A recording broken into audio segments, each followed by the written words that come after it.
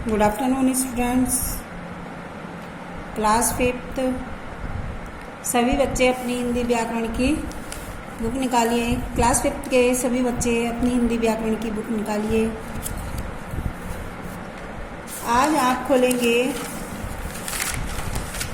पाठ 4 शब्द रचना। पाठ 4 निकालिए। शब्द रचना। सतत शब्द निर्माण भाषा को प्रभावमय और गति में बनाता है।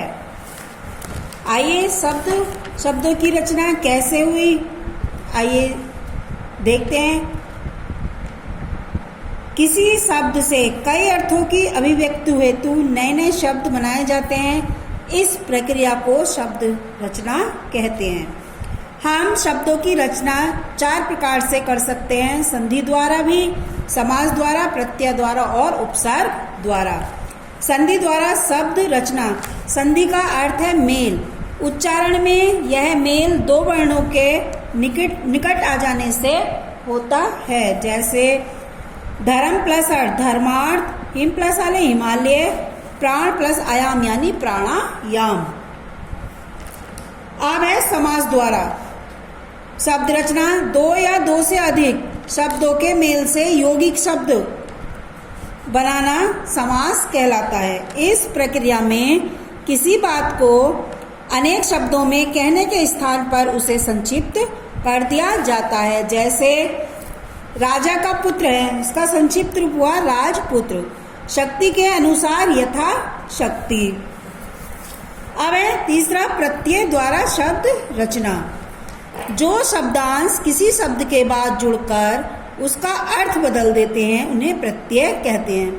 इन शब्दांशों का अपना कुछ अर्थ नहीं होता और न ही इन्हें स्वतंत्र रूप से प्रयोग किया जा सकता है, परंतु इनके योग से नया शब्द बन जाता है। जैसे रख प्लस बाला, रख बाला, रख बाला। गाड़ी प्लस बान, गाड़ी वान। धन प्लस बान, धन बान। खिल प्लस ऊना यानी खिलौना।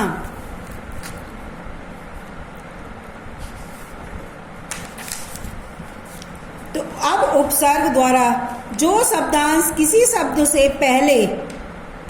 से पहले जुड़कर उसका अर्थ बदल देते हैं उन्हें उपसर्ग कहते हैं। रूढ़ शब्दों में उपसर्ग जोड़कर नए शब्द बनाए जाते हैं। जैसे बे हमारा उपसर्ग हुआ, बे यानी बिना। अब बेईमान, बेरहम, बेखबर, बेकार, इस टाइप से।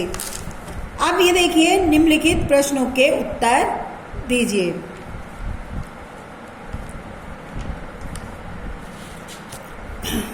उपसर्ग की परिभाषा। उपसर्ग की परिभाषा देखिए, ये है जो शब्दांश किसी शब्द से पहले जुड़कर उसका अर्थ बदल देते हैं उन्हें उपसर्ग कहते हैं। रूढ़ शब्दों में उपसर्ग जोड़कर नए शब्द बनाए जाते हैं। ये तो हो गई हमारी उपसर्ग की परिभाषा। अब शब्दों की रचना कितने प्रकार से होती है? शब्दों की रचना 4 प्रकार से होती है। शब्दों की रचना 4 प्रकार से होती है: संधि द्वारा, समास द्वारा, प्रत्यय द्वारा और उपसर्ग द्वारा। अब है प्रत्यय से क्या तात्पर्य है? प्रत्यय से क्या तात्पर्य है? जो शब्दांश किसी शब्द के बाद जुड़कर उसका अर्थ बदल देते हैं उन्हें प्रत्यय कहते हैं। इन शब्दांशों का अपना कुछ अर्थ नहीं होता और न ही इन्हें स्वतंत्र रूप से प्रयोग किया जा सकता है, परंतु इनके योग से नया शब्द बन जाता है। जैसे रख प्लस बाला, रखबाला। धन प्लस बान, धनबान। गाड़ी प्लस बान, गाड़ीवान। खिल प्लस ऊना, खिलौना। नेक्स्ट है संधि का क्या अर्थ है? उदाहरण देकर समझाइए। संधि का अर्थ है मेल। व्याकरण में यह मेल 2 वर्णों के निकट आ जाने से होता है। जैसे धर्म प्लस अर्थ धर्मार्थ, हिम प्लस आले हिमालय, प्राण प्लस आयाम प्राणायाम। अब है समास और संधि में क्या अंतर है, स्पष्ट करना है। देखिए, समास और संधि में क्या अंतर है? संधि का अर्थ है मेल। व्याकरण में यह मेल 2 वर्णों के निकट आ जाने से होता है। और समास दो या दो से अधिक शब्दों के मेल से यौगिक शब्द बनाना समास कहलाता है। इस प्रक्रिया में किसी बात को अनेक शब्दों में कहने के स्थान पर उसे संक्षिप्त कर दिया जाता है। अब आगे देखिए, निम्नलिखित उपसर्गों में से दो दो शब्दों का निर्माण करना है। जैसे ये है अभी, तो अभी उपसर्गों से दो दो शब्दों का निर्माण करना है। जैसे अभी, अभिमान, अभिप्राय, अभिवादन। अब अप उपसर्ग है, ये जोड़कर बनाने हैं नए शब्द।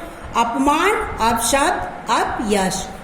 अपरि, परिपूर्ण, परिजन, परिचय। अधर्म, अज्ञान और अकाल। उपसर्ग जुड़ गया इनमें, इसमें परि। अब है सुमार, सुधर, सुपुत्र। निम्नलिखित प्रत्ययों से दो दो शब्दों का निर्माण कीजिए। अब दो दो शब्दों का निर्माण करना है प्रत्ययों से। जैसे ये प्रत्यय है, इक है, ता है, पन, आई। अब ये से जैसे परवर्तीय, दूसरा हो गया हमारा स्थानीय। एक पारिवारिक, सामाजिक, एक प्रत्यय लग गया। अब ता, कठोरता, स्वच्छता, निर्मलता, कुछ भी बना सकते हो। पन, भोलापन, अपनापन। आई, चढ़ाई, पढ़ाई, लिखाई। ठीक है। अब निम्नलिखित शब्दों में संधि कीजिए। सूर्य प्लस उदय, सूर्योदय। सूर्य प्लस उदय को जोड़ने पर बनेगी संधि हमारी सूर्योदय। सत प्लस जन यानी सज्जन। हिम प्लस आल्य, हिमालय। मन प्लस रथ, मनोरथ। न प्लस इक, नायक। उत प्लस योग, उपयोग। सदा प्लस एव, सदैव। नमः प्लस कार, नमस्कार। प्राण प्लस आयाम, प्राणायाम। प्राणा प्लस आयाम। परम प्लस ईश्वर, परमेश्वर। अब आगे देखिए, निम्नलिखित समास विग्रह के शब्द बनाइए। जैसे धन के समान श्याम यानी कि घन श्याम। घन के समान श्याम, घन श्याम। राजा का कुमार, इसलिए लिखिए राजकुमार। हमारा शब्द बना राजकुमार। दश है आनंद जिसके, यानी 10 मुख वाले। कौन? रावण अर्थात दशानन। राष्ट्र का पिता यानी राष्ट्र पिता। नीला है कंठ जिसका, अर्थात नीलकंठ, नीलकंठ। धन से हीन बना हमारा धनहीन। अब है निम्नलिखित शब्दों में से उपसर्ग अलग करके लिखिए। उपसर्गों में से ये उपसर्ग हमें अलग अलग करके लिखने हैं। जैसे अत्यय, ये हमारा उपसर्ग है। अब भर,